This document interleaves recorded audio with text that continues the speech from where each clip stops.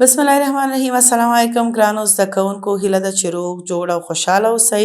ذاکره بارکزی ما د دویم ټولګي د ریاضي مضمون ښوونکې ستاسو په خدمت کې.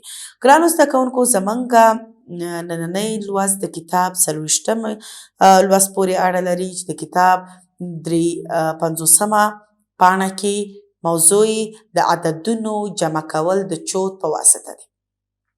ګرانو زده کوونکو، موږ خو د جمع د تفریق عملیه ډیره په ښه توګه ترسره کړه او پوه شوې چې جمع کول څه ته وایي، د جمع کې حاصل اخیستلو، په تفریق کې پور اخیستلو، په دې باندې موږ پوه شو. اوس د عددونو جمع کول د چوت په واسطه څه معنی لري، چوت څه ته وایي او څه رقم تاسو کولی شئ چې په چوت کې څه وکئ، د جمع عملیه ترسره کړئ. اول خو ګرانو زده کوونکو، تاسو ته باید چې د چوت پیژندنه وشي چې چوت څه ته وایي او څه رقم تاسو په دې کې د عملیه ترسره کولی شئ. ګرانو زده کوونکو، چوت خپله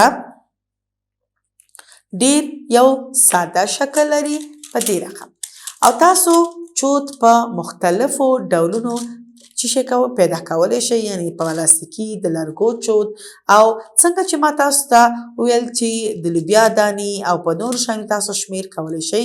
یعنی په دې کې که یو چوت لرئ، دا چې دی خپله هر څه دانې پکې دي، په دې کې د دانو شمیر کوئ او نور چې شته ضرورت نشته چې تاسو کمې دانې ځان سره وساتئ. او بیا هم که تاسو چوت ته لاسرسي نه لرئ، کولی شئ چې په هر شي چې تاسو ته اسانه وي په هغې باندې تاسو چې وکړئ، خپل اعدادو حساب وکړئ. چې چوت تاسو ته څنګه چې ما ویل چې په مختلفو ډولونو دی، لکه یو نمونه یې دا ده او یوه نمونه یې هم دا ده چې په دې کې تاسو دا مرۍ ګورئ، په دې کې مختلفو رنګونو مرۍ دي او په دې کې څه کوئ، په دې هر یو کې لس دانې مرۍ دي. که چیرې تاسو حساب کوئ چې لکه په یویزه خانه کې 2 دانې دي او مثال په لسیزه خانه کې 3 دي، نو تاسو پوهیږئ چې دا کوم یو عدد دی؟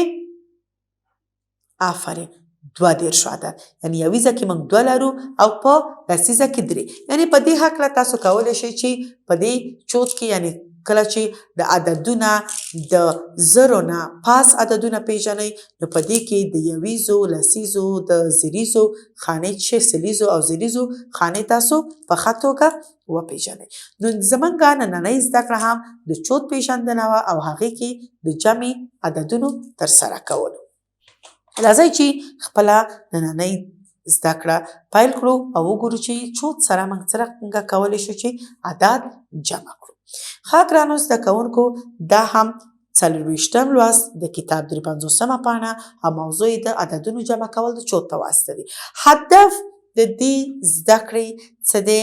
چې زده کوونکي عددونه د چوت په واسطه جمع کړی شي، چې د ذهن چې دی د انکشاف لپاره یوه ښه وسیله ده. دلته تاسو کله په دې کې دا انځور ګورئ، یو شکل دلته تاسو ته رسم کړی چې دې کې تاسو ته لیکل شوي چې دا د چوت یو کوچنی نمونه ده. په داسې حال کې د ښي خوا سیخ یا میله د یویزو مرتبه او د ګیڼې خوا سیخ یا میله د لسیزو مرتبه ښیي. دا چوت د یویزو په مرتبه کې 8 دانې مرۍ لري او د لسیزو په مرتبه کې مرۍ نشته. نشته او هیڅ شی نه لري.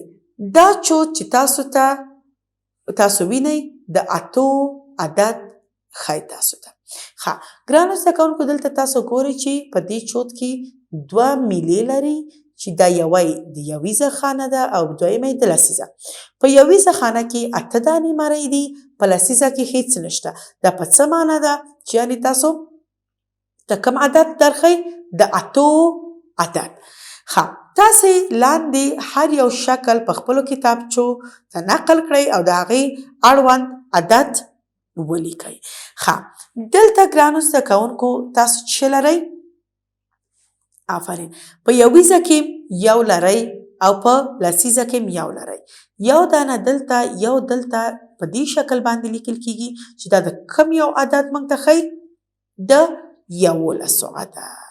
څنګه چې دلته تاسو ته ویلي چې دا عددونه تاسو دا شکلونه په خپلو کتابچو کې تاسو څه کوئ نقل کوئ یا همدې په شان رسم کوئ او د عددونه پیدا کړئ چې کوم یو عدد تاسو ته ښودلی.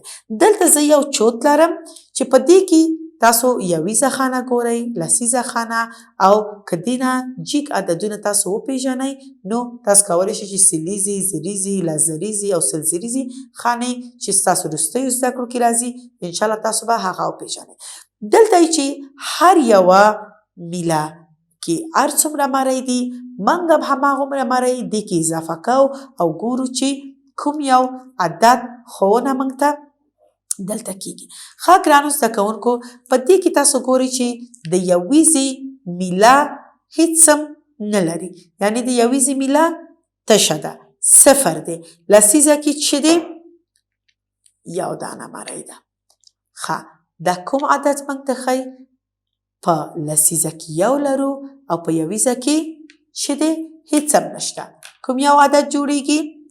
دلته وګورئ یویزه کې صفر دی، هیڅ هم نشته. په لسیزه کې یو. کوم عدد دی؟ لس. که په دې شکل باندې تاسو په خپل چوتونو کې یا په کتابچو کې دغسې یو انځور وباسئ دا شکلونه او په هغې کې مری ږدئ نو تاسو په هغې باندې پوه شئ چې که چیرې په هر یو خانه کې هر څومره مری د هر یو میله د یو خانې څه کوي تاسو ته لارښوونه کوي. دا هم و زمونږ دا مثال شو چې دې کې موږ ته کوم یو عدد ښودو؟ د لسو عدد. راځو خپل دویم مې پوښتنې ته، دویم مثال ته چې په دې کې هم بیا ګورو چې د یویزې میله تشه ده، یویزه کې هیڅ هم نشته. په لسیزه کې څو دانې مری دي؟ یو، دوه، درې، څلور. راځئ چې څلور دانې مری موږ په لسیزه کې اضافه کړو. یو، دوه، درې،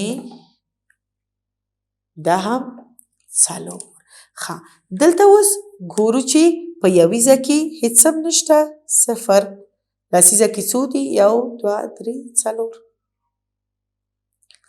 دا کوم یو عدد ښوونه موږ ته کوي؟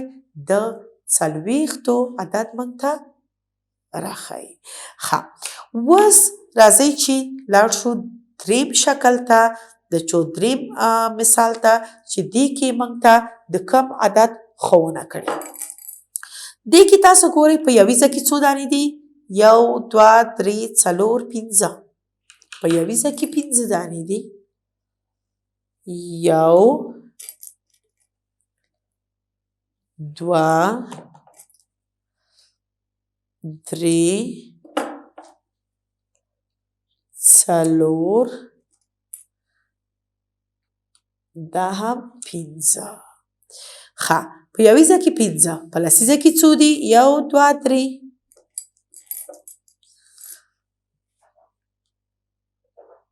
یو، دوه، دا هم درې. دلته اوس موږ څه لیکلی شو؟ یو، دوه، درې په لسیزه کې دي، یو، دوه، درې، څلور، پنځه یویزه کې. پنځه په یویزه کې، درې په لسیزه کې چې دا موږ ته د کوم عدد راښایي؟ آفرین، د پنځه دېرشو عدد. اوس راځئ چې خپل اخرني مثال ته لاړ شو چې په دې کې موږ ته د کوم عدد ښوونه کوي. دلته یویزه کې بیا هیڅ څه نشته، په لسیزه کې دوه دانې دي.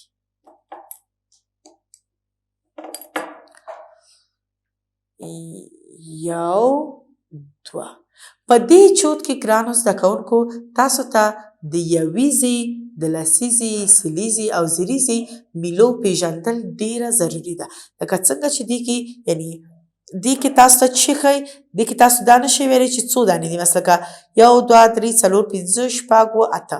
اته مری دي. نه، لسیزه د لس ګونو عددونو معنا ورکوي او یویزې د یویزې خانو چې دا کوم یو دی 15 عدد. ښه دلته تاسو ګورئ چې یویزه خانه کې هیڅ هم نشته، لسیزه کې 2 دي، یویزه کې 0 او لسیزه کې 2 چې دا کوم یو عدد دی؟ د 20 عدد.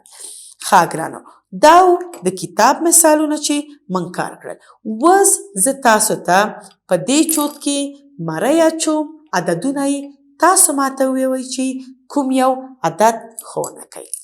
که چیرې موږ په یویزه کې 1 2 3 4 مری ولرو او په لسیزه کې 1 2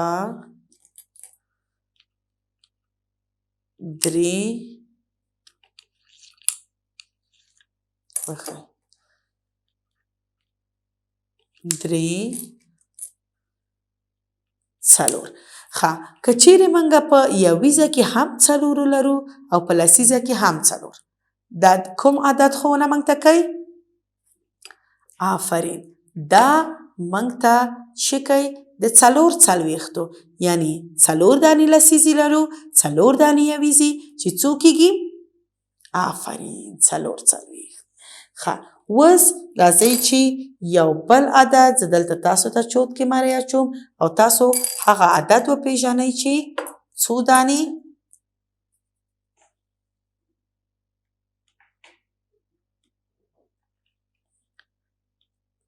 کم عدد موږ ته دا ښیي. ښه که په